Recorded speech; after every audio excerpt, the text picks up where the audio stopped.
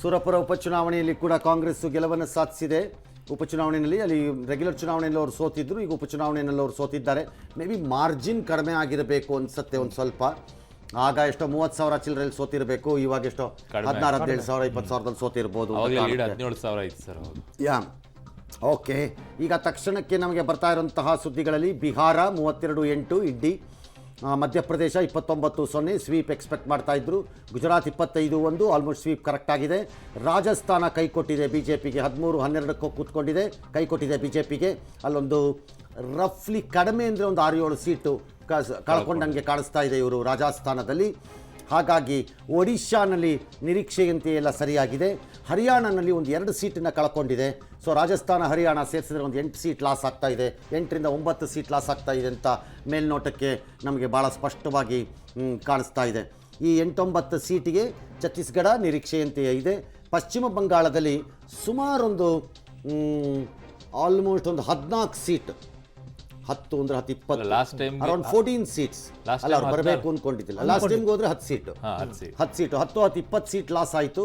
ಪಂಜಾಬಲ್ಲಿ ಒಂದು 2 ಸೀಟ್ ಇತ್ತು, ಅಲ್ಲಿಗೆ ಒಂದು 22-23 ಸೀಟ್ ಹೋಯಿತು. ಡೆಲ್ಲಿದೇನು ಪ್ರಾಬ್ಲಮ್ ಆದಂಗಿಲ್ಲ, 22-23 ಸೀಟ್ ಅಲ್ಲಿ ಹೋದಂಗೆ ಹೋಗುತ್ತೆ ಅನ್ನೋ ಲಕ್ಷಣ ಅಂತೂ ಕಾಣಿಸ್ತಾ ಇದೆ ಈಗ ಸದ್ಯದಲ್ಲಿ ನಮಗೆ. ಉಳಿದಂತೆ ರಾಜ್ಯಗಳ ಪೈಕಿ ಮತ್ತು ಜಾರ್ಖಂಡಲ್ಲಿ ಏನೂ ಸಮಸ್ಯೆ ಇದ್ದಂಗಿಲ್ಲ. ಇಂಡಿಗೆ ಒಂದು 2 ಸೀಟ್ ಜಾಸ್ತಿ ಇದ್ದಂಗಿದೆ, ಅಲ್ಲೊಂದು 2 ಕಡಿಮೆ ಆದಂಗಿದೆ.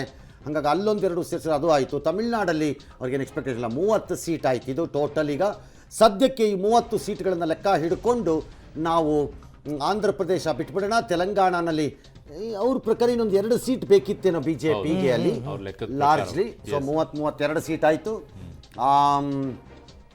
32-33 ಸೀಟ್ ಆಗ್ತಾ ಬಂತು. ಉಳಿದಂತೆ ರಾಜ್ಯಗಳ ಪೈಕಿ ಅವರಿಗೆ ಏಟು ಕೊಟ್ಟಿರೋಂತಹ ರಾಜ್ಯಗಳಲ್ಲಿ ಕೇರಳ, ಮಹಾರಾಷ್ಟ್ರ, ಅಸ್ಸಾಮಲ್ಲಿ 4 ಇದೆ, ಅಲ್ಲೂ 1-2 ಸೀಟ್ ಎಕ್ಸ್ಟ್ರಾ ಆದಂಗಿದೆ. ಸೊ ಎಗೈನ್ ಅಲ್ಲೂ ಲಾಸ್ ಇದೆ. ಸೊ ಅಲ್ಲಿಗೊಂದು 40 ಆಯಿತು. ಇನ್ನು ಇದರಲ್ಲಿ ಹಿಮಾಚಲ ಉತ್ತರಾಖಂಡ ಪ್ರಾಬ್ಲಮ್ ಇದ್ದಂಗಿಲ್ಲ, ಅವ್ರಿಗೆ ಯಾವುದೇ ಸಮಸ್ಯೆ ಇದ್ದಂಗಿಲ್ಲ. ಆದರೆ ಉತ್ತರ ಪ್ರದೇಶದಲ್ಲಿ ಮಾತ್ರ ಮತ್ತೆ ಏಟು ಬೀಳತ್ತೀಗ ಅವ್ರಿಗೆ ಬಂದು ರಫ್ಲಿ ಅರೌಂಡ್ 20 ಸೀಟ್ ಕಳ್ಕೊತಾ ಇದ್ದಾರೆ. ವಿಚ್ ಇಸ್ ಟೋಟಲಿ ನನಗಿಷ್ಟು ನಿಮ್ಗೆ ಲೆಕ್ಕ ಕೊಟ್ಟಿದ್ದು ರಫ್ಲಿ ಕಣ್ಣು ಮುಚ್ಕೊಂಡು ಒಂದು 55 ಸೀಟ್, 55 ಸೀಟನ್ನು ಬಿ ಜೆ ಪಿ ಕಳ್ಕೊತಾ ಇದೆ ಅಂತಂದರೆ ಅರೌಂಡ್ 240-250 ಮಧ್ಯದಲ್ಲೆಲ್ಲೋ ಹೋಗಿ ಬಿ ಜೆ ಪಿ ನಿಂತ್ಕೊಳ್ಳೋಂಗೆ ಕಾಣಿಸ್ತಾ ಇದೆ. ಕರ್ನಾಟಕದಿಂದಲೂ ಇದೆಯಲ್ಲ ಸರ್, ಲಾಸ್ಟ್ ಟೈಮ್ ತೊಗೊಂಡಿದ್ದು 25, ಈ ಸಲ 9 ಸೀಟ್ಗಳು ಲಾಸ್. 2 ಸೇರಿಸ್ಕೋಬೇಕಲ್ಲ, 16-18 ಬಿಜೆಪಿ ಲೆಕ್ಕಕ್ಕೆ ಬರುತ್ತೆ. ಅಲ್ಲ ಅವ್ರಿಗೆ 25 ಇತ್ತಲ್ಲ, ಬಿಜೆಪಿಗೆ 25 ಇತ್ತು. ಹಾಂ, ಹಾಗಾಗಿ ಬಿ ಜೆ ಪಿ 235-45 ಅಷ್ಟೇ, ಅರೌಂಡ್ 60 ಸೀಟ್ ಕಳ್ಕೋಬಹುದು. ಸಿಂಗಲ್ ಪಾರ್ಟಿಯಾಗಿ 60 ಸೀಟ್ 60 ಸೀಟ್ ಕಳ್ಕೋಬಹುದು. 300ರಿಂದ 240ಕ್ಕೆ ಬಂದು ನಿಂತ್ಕೊಳ್ತಾರೆ ಸರ್. 60 ಸೀಟ್ ಕಳ್ಕೋಬಹುದು. ಈಗ 240 ಸ್ಥಾನಗಳಲ್ಲಿ ಬಿಜೆಪಿ ಮುನ್ನಡೆ ಇದೆ. ಹೇಳ್ತಿರೋದು 35-40 ಅಷ್ಟೇ, 35-45 ಮ್ಯಾಜಿಕ್ ನಂಬರ್ ಇಂದ 32 ಸ್ಥಾನ ಕಮ್ಮಿ, ಅಂದ್ರೆ 272 ಮ್ಯಾಜಿಕ್ ನಂಬರ್ ಇರೋದು. ಸೊ ಹಾಗಾಗಿ ಈಗ ಅಲ್ಲಿ 240ಕ್ಕೆ ಬಂದು ನಿಂತ್ಕೊಳ್ತಾ ಇದ್ದಾರೆ. ಸೊ 32 ಸೀಟ್ಗಳನ್ನು ಕಳ್ಕೊಳ್ತಾ ಇದೆ.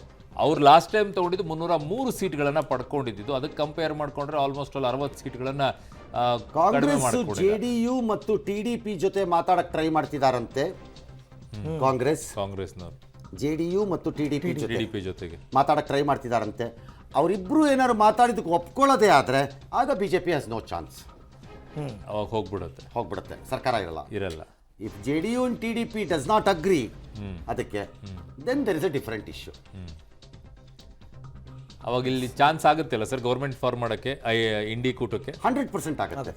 230 ಇದ್ರೆ ಮಾತ್ರ, 230 ಇದ್ರೆ ಮಾತ್ರ. ಯಾರು ಇಂಡಿ ಕೂಟ 230-235 ಇದ್ರೆ ಅವಾಗ ಆದರ್ಶನೆಲ್ಲ ಹೇಳ್ಕೊಂಡ್ಬಿಡ್ತಾರೆ. ಆಗ ಬಿ ಜೆ ಪಿ 250 ಹೋಲ್ಡ್ ಮಾಡೋಕ್ಕಾದ್ರೆ ಮಾತ್ರನೇ ಸೇಫ್ ಝೋನು, ಇಲ್ಲ ಅಂದ್ರೆ ಇಲ್ಲ. 230 ಎಲ್ಲ ಇದ್ರೆ ಅವರು ಸಪೋರ್ಟಲ್ಲೇ ಸರ್ಕಾರ ಮಾಡಬೇಕು. ಅವರು 295 ಬರಬೇಕು ಅಂದರೆ ಅವ್ರು ಜೆ ಡಿ ಯು ಮತ್ತು ಟಿ ಡಿ ಪಿ ಎರಡು ಇಂಪಾರ್ಟೆಂಟ್ ಅವರಿಗೆ. ಯಾಕಂದರೆ ಟಿ ಡಿ ಪಿಗೆ ಆಲ್ಮೋಸ್ಟ್ 15 ಸೀಟು ಏನೋ ಇದ್ದಂಗಿದೆ ಅಲ್ಲಿ. ಎನ್ ಡಿ ಎಗೆ 22 ಇದೆ. ಎನ್ ಡಿ ಎ 22 ಅಂದರೆ ಜನಸೇನಾ ಇಂಡಿಯಾ ಎರಡೂ ಸೇರಿದ್ರೆ ಅವ್ರಿಗೆ ಅಲ್ಲಿ 16-17 ಸೀಟ್ ಇದ್ದಂಗಿದೆ. ಅಲ್ಲಿ 18 ಸೀಟ್ ಇದ್ದಂಗಿದೆ. ಇನ್ನು ಜೆ ಡಿ ಯುದು ಅಷ್ಟೇ ಇರುತ್ತೆ, ಒಂದು 25 ಸೀಟ್ ಆಗುತ್ತೆ ಅವ್ರದ್ದು ಇಬ್ಬರದು ಸೇರಿದ್ರೆ ಅಲ್ವಾ. ಆ 25 ಸೀಟ್ ಈ ಕಡೆ ಬಂದ್ಬಿಟ್ರೆ ಹೋಯ್ತು. ಅವಾಗ government J D U T D P ತಲಾ 15 ಸ್ಥಾನದಲ್ಲಿ ಮುಂದಿದ್ದಾರೆ. ವಿಚ್ ಇಸ್ 30 ಸೀಟ್ ಆಯ್ತು. 30 ಸೀಟ್ ಆಗೋಯ್ತು, ಈಸಿಯಾಗಿ ಮೈನಸ್ ಆಗೋಗ್ಬಿಡುತ್ತೆ. ಸೊ 265ಕ್ಕೆ ಬಂದು ಕೂತ್ಕೊಂಡು ಅಂದ್ರೆ ಅವರಿಬ್ರು ಚೇಂಜ್ ಆದ್ರೆ ಚೇಂಜ್ ಬರ್ತೀವಿ ಅಂತ ಒಪ್ಕೊಂಡ್ರೆ ಎಸ್ ಓಕೆ